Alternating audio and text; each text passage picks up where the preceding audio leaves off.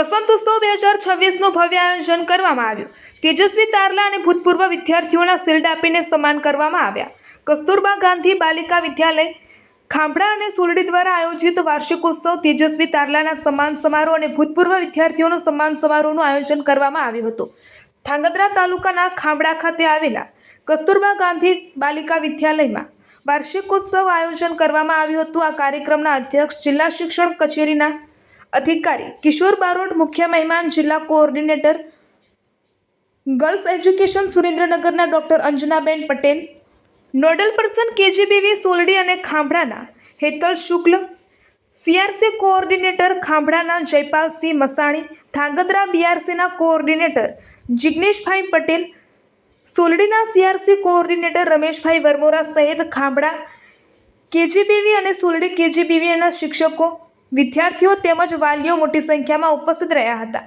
આ કાર્યક્રમમાં વિદ્યાલયની બાળાઓ દ્વારા વિવિધ કૃતિઓ રજૂ કરવામાં આવી હતી, જેમાં બેટી બચાવો બેટી પઢાઓ, દેશભક્તિ તેમજ આધુનિક ટેકનોલોજીના જમાનામાં શિક્ષણની મહત્વ વિશે લોકોમાં જાગૃતિ આવે તે માટે રજૂ કરવામાં આવી હતી। સાથે ઉપસ્થિત મહાનુભાવોના હસ્તે કસ્તુરબા ગાંધી બાલિકા વિદ્યાલયના વાર્ષિકોત્સવમાં દીકરીઓને મહાનુભાવોના હસ્તે શિલ્ડ આપી સન્માનિત કરવામાં આવી હતી।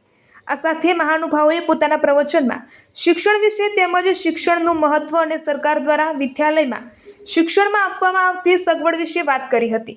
રિપોર્ટર ક્રાઇમ ન્યૂઝ મહેશ સોની, ધાંગધ્રા। આજે વસંતોત્સવ કાર્યક્રમ ખાંભડા કેજીબીવી અને મોડેલ સોલડી કેજીબીવી અંતર્ગત વાલીઓ અને વિદ્યાર્થીઓ સાથે ચર્ચા વિચારણા કરવામાં આવી। વિદ્યાર્થીઓના સારા પરફોર્મન્સ બદલ અભિનંદન આપવામાં આવે। ધોરણ 10 અને 12ના જે વિદ્યાર્થીઓ છે જેમને સારા પર્સન્ટેજ મેળવ્યા છે તેમને પ્રોત્સાહિત કરવામાં આવે અને આગામી સમયમાં બોર્ડની પરીક્ષાઓ અને વિવિધ પ્રકારની પ્રવૃત્તિઓમાં તેઓ હકારાત્મક રીતે ભાગ લે એ રીતે પ્રોત્સાહિત કરવામાં આવે। ખાસ વિજ્ઞાન પ્રવાહ ચાલુ કરવા માટે આચાર્યશ્રી મોડેલ સ્કૂલ સોલડી તરફથી જાહેરાત કરવામાં આવી અને વિજ્ઞાન પ્રવાહ ધોરણ 11માં પ્રવેશ માટે તમામ વાલી અને વિદ્યાર્થીને સમજાવવામાં આવે।